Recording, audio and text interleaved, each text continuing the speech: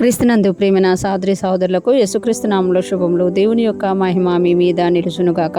ఈరోజు దేవుడు మనకిచ్చిన మాట యోహాను వ్రాసిన మొదటి పత్రిక 2వ అధ్యాయము 7వ వచనం. ప్రియులారా, మొదటి నుండి మీకున్న పూర్వపు ఆజ్ఞనే గాని క్రొత్త ఆజ్ఞను నేను మీకు వ్రాయటలేదు. ఈ పూర్వపు ఆజ్ఞ మీరు వినిన వాక్యమే. ఈ మాటలు మనం యోహాను వ్రాసిన పత్రికలో మనం చూస్తున్నాము. ఇక్కడ యోహాను భక్తుడు అంటున్నారు కదా, ప్రియులారా అంటున్నాడు.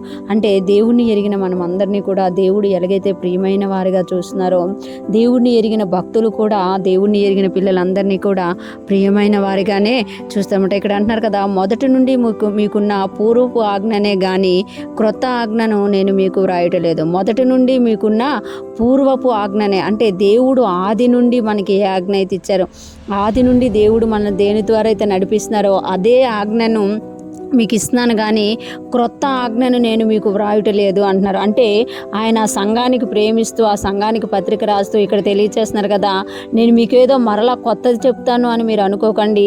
ఏదైతే దేవుడు మనకు ఆది నుండి ఇచ్చారో, ఏదైతే దేవుడు మనకు పూర్వం నుండి ఇచ్చారో అదే ఆజ్ఞను మీకు వ్రాయిచున్నాను అంటున్నారు అనమాట.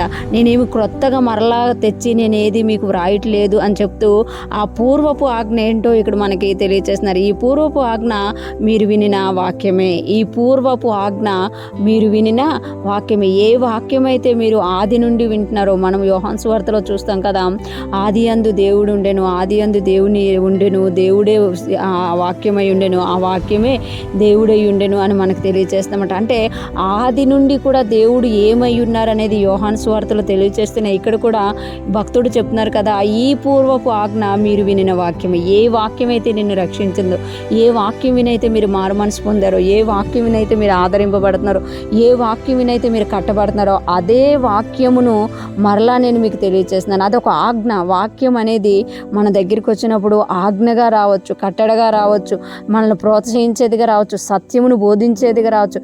ఏదైతే వస్తుందో ఆ వాక్యమే నేను మీకు మరలా తెలియజేస్తున్నాను అని ఇక్కడ యోహాను భక్తుడు తెలియజేస్తున్నారు.